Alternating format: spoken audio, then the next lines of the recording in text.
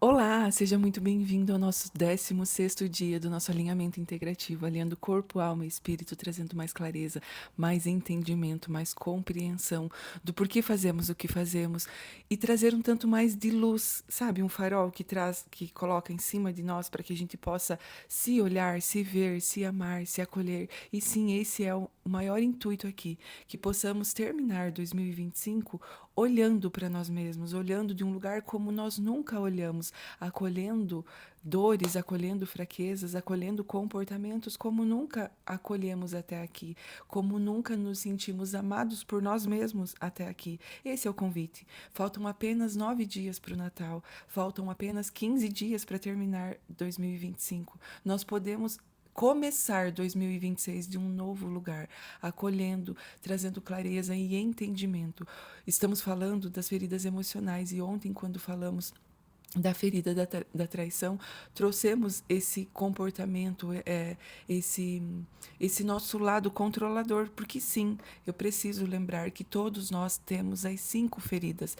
Tendo as 5 feridas, em algum momento nós controlamos externamente para esconder o interno, controlamos tudo fora para estarmos em fuga do que aqui dentro é, está pulsando para ser olhado, para ser visto. Quando controlamos fora, quando estamos para fora, olhando para fora, não precisamos olhar para dentro. E o convite aqui no alinhamento é para que possamos olhar para dentro, olhar para nós mesmos e alinharmos as 3 esferas que somos: corpo, alma e espírito. E dando sequência para finalizarmos as nossas feridas emocionais, hoje vamos falar da 5ª ferida, que é a ferida da injustiça.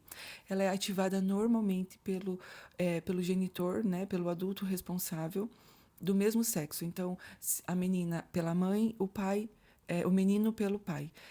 Essa ferida ela é instalada normalmente entre os 4 a 8 anos. A autora fala de 6 a 8 anos, mas com 4 anos as crianças hoje em dia elas já estão muito atentas. É quando a criança começa a perceber o mundo, é quando ela começa a querer expressar a opinião dela, é quando ela começa a querer impor a vontade dela. Então, no livro, a autora diz que é entre 6 e 8 anos, mas trazendo para a geração dos nossos filhos, para as crianças de hoje, é um tanto antes. Por quê? Porque com 4 aninhos a criança já está com o vocabulário totalmente completo e ela consegue já perceber o mundo.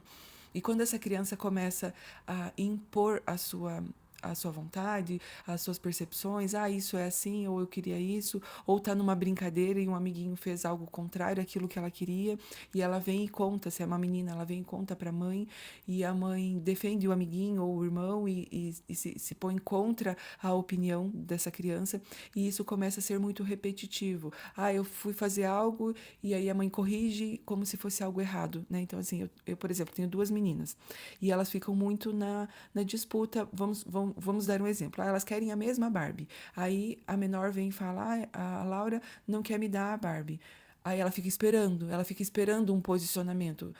Eu normalmente não me posiciono. Quando é algo de brincadeira delas, eu não me posiciono. Mas se a mãe se posiciona e fala assim: não, Rebeca, você tem que ceder a Barbie para a sua irmã Laura, por exemplo. Então, toda vez se eu me posiciono contra a opinião dela, ela vai instalando essa ferida da injustiça, do tipo: a minha mãe nunca me defendeu em relação aos brinquedos, a minha mãe nunca me defendeu em relação à minha irmã. E aí começa a ficar um sentimento de se sentir injustiçada, de como se ela nunca acertasse. A minha mãe nunca concorda com a minha opinião. A minha mãe nunca diz sim para a minha opinião.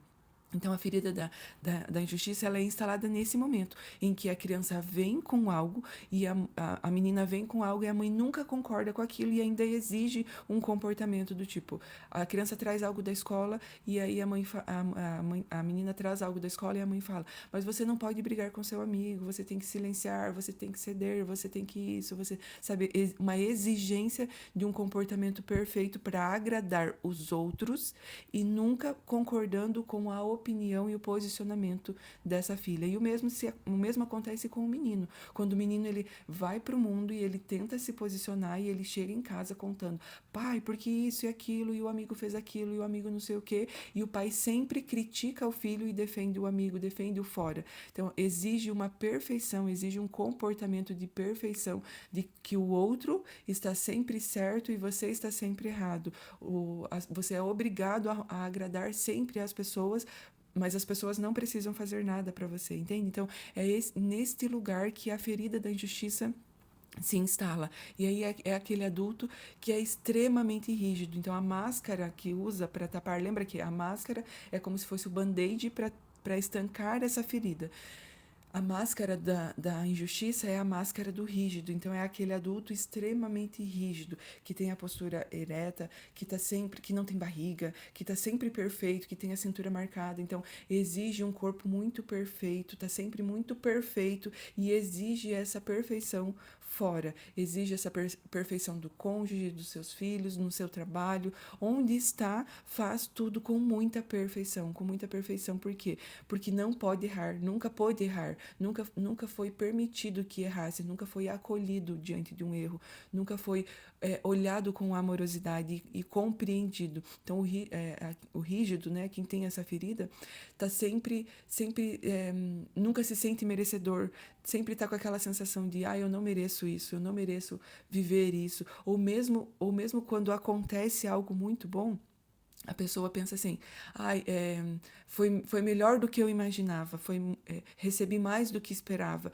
Então, assim, ou seja, nunca consegue, nunca está satisfeito, porque a régua é muito alta. Foi exigido tanto na infância que essa criança ela se tornou uma régua muito alta, uma exigência muito alta, muito grande. Então, está sempre exigindo também muito das pessoas. Então, é sempre aquele rígido que exige essa perfeição de tudo e todos. Então é aquela pessoa que quando chega, as pessoas já ficam, todo mundo já arruma postura, todo mundo já se posiciona diferente, porque sabe que vai vir uma crítica. Aquela pessoa que sempre tem uma crítica diante de tudo, nunca um elogio diante de tudo, e sempre uma crítica. Sempre podia ser melhor, sempre podia fazer diferente, sempre podia agir diferente. Então, aquela pessoa que também não sabe receber presente, que recebe, mas aí, assim, para ser educado, dá aquele sorrisinho, mas chega em casa e para os seus e fala assim, não gostei disso, não queria isso, não. Ou faz uma lista de presentes para que a pessoa acerte o presente, porque nunca é a contento. É aquela pessoa, por exemplo, que faz uma lista, uma playlist de música e aí passa a sua própria playlist. Então, assim, é uma exigência muito grande. A régua é muito grande. Então, lembrando que todos nós temos as 5 feridas. As 5 feridas. Em algum momento, todos nós usamos todos nós nos sentimos rejeitados, em algum momento todos nós nos sentimos abandonados, nos sentimos humilhados, nos sentimos traídos e nos sentimos injustiçados. Então, sim, em algum momento, uma das feridas ficou latente em nós e elas podem passear durante a vida. Só que uma vez que nós temos clareza sobre as feridas emocionais, nós paramos de transferir para os outros uma ferida, algo que está sangrando aqui dentro de mim. Então, não é sobre o outro, não é sobre o que o outro está fazendo por mim e para mim, e sim o que está sangrando em mim. E uma vez que eu pare de esperar do outro, uma vez que eu pare de exigir, de colocar a minha expectativa no lugar errado, eu paro de sofrer internamente, eu começo a equalizar e a acolher o que está sangrando aqui dentro de mim. E entendo que essas feridas foram instaladas em mim porque eu não tinha maturidade, porque normalmente essas feridas são instaladas na infância, eu não tinha maturidade de compreensão e de interpretação do mundo, nem as pessoas, os adultos responsáveis por mim, também não tinham maturidade, porque se foram instaladas em mim, é porque esses adultos não estavam em presença, não estavam ali no momento em que aquela criança precisava ser ouvida, atendida, vista. Logo, se os adultos também não estavam em si, também não estavam na maturidade de compreensão, eu não posso exigir ainda hoje essa maturidade, entende? Então, eu volto para o meu lugar, vejo a idade fisiológica que eu tenho hoje. Se eu sou uma adulta hoje, eu sou responsável por curar essas feridas. Eu sou responsável por pagar essas dívidas que normalmente a ferida da injustiça tem. A ferida da injustiça, ela traz uma cobrança excessiva, como se o mundo, não só os genitores, mas o mundo devesse algo para essa pessoa. Então é uma dívida impagável. Nem os genitores, nem o mundo, nem ninguém vai pagar essa dívida, exceto você mesmo você com você mesmo. Então é essa clareza que eu quero trazer para findarmos, para fecharmos as 5 feridas emocionais. Você é responsável por curar as suas feridas. Você é responsável por pagar as dívidas que você acha que os outros têm com você. Não é sobre os outros, não é o que os outros fizeram. Hoje eu olho para tudo que foi e eu cuido de tudo que foi. Eu saro as feridas internas, eu curo, eu escolho pagar essas dívidas que eu cobro tanto das pessoas, essa cobrança excessiva de perfeição. Você tem que fazer isso por mim, você tem que fazer aquilo, porque o outro não fez, eu só agi assim porque o outro não fez aquilo, eu só fiz isso porque o fulano chegou atrasado, eu só reagi dessa forma porque a pessoa foi agressiva comigo, eu só não sei o que, não sei o que, porque o outro, nananã, sabe? Sabe aquelas pessoas que repetidamente usam o externo para justificar o seu mau comportamento, para justificar a sua má interpretação, para justificar as suas reações agressivas. Então, aquela pessoa que está o tempo todo transferindo para o fora é porque está com feridas sangrando absurdamente internamente, entende? Então, se você é essa pessoa ou se você conhece alguém, encaminhe esse vídeo para que a pessoa também tenha mais clareza de que ela não faz isso porque ela quer sacanear com as pessoas que estão ao redor. Ela não faz isso porque ela quer sacanear com a própria vida. Não é isso. Não, ela só está sangrando. Ela só está ali cobrando uma dívida exaustivamente. Às vezes ela está cansada, ela não aguenta mais. Ela quer gritar para que o mundo ouça que ela não aguenta mais. Então é neste lugar de compreensão de que ninguém te deve mais nada. E que as suas feridas, você é responsável por curá-las. Você é responsável por olhar para dentro e entender o que está acontecendo. Zerar todo esse barulho, zerar toda essa autocrítica, baixar um pouco essa régua, voltar para a realidade, olhar para onde você está inserido e onde você está inserido, se acolher, se amar e se curar. Aí compreender, e nesse lugar de esvaziar tudo, compreender de que toda a expectativa, toda a justificativa, todo o olhar, toda a sua atenção, toda a sua energia precisa estar num único lugar, que é em Deus, não nas pessoas. A sua confiança precisa estar em Deus, não nas pessoas. A sua expectativa de obediência precisa estar em Deus, não nas pessoas, não esperando elogios das pessoas. A sua intenção e a sua atenção precisa estar no que Deus quer e espera de você, não no que as pessoas querem e esperam sobre você. As suas escolhas precisam estar pautadas naquilo que Deus espera de você. Os seus pensamentos precisam ser pensamentos do alto. Como Deus pensa a respeito disso? Como Deus espera que eu me comporte nesse lugar ou dessa forma? Quais são as escolhas que Deus quer que eu faça? Zera a expectativa de querer agradar as pessoas, de esperar elogios das outras pessoas, de querer reconhecimento das pessoas. Zera todo esse barulho, zera toda essa expectativa, zera tudo, toda a importância que você dá para as pessoas. Ai, porque eu não posso desagradar a minha mãe, eu não posso desagradar o meu pai, eu não posso desagradar o meu cônjuge, eu não posso desagradar os meus filhos. Zera esse barulho. Preocupe-se em eu não posso desagradar o Deus que me deu a vida. Eu não posso desagradar a Deus que me sustenta a cada amanhecer. Eu não posso desagradar a Deus que colocou em mim promessas que eu preciso cumprir, que eu preciso ser obediente a Ele.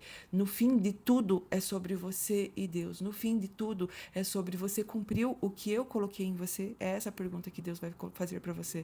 Não é você obedeceu seu papai e sua mamãe, você obedeceu o seu cônjuge, não é sobre atender expectativas humanas. É diferente de honrar. Preste bem atenção. É diferente de honrar pai e mãe. É diferente de honrar o seu cônjuge. É diferente de honrar os seus filhos. Quando você honra o seu pai e sua mãe, quando você honra o seu cônjuge, quando você honra os seus filhos, você, antes de qualquer coisa, é obediente ao que Deus colocou no seu coração.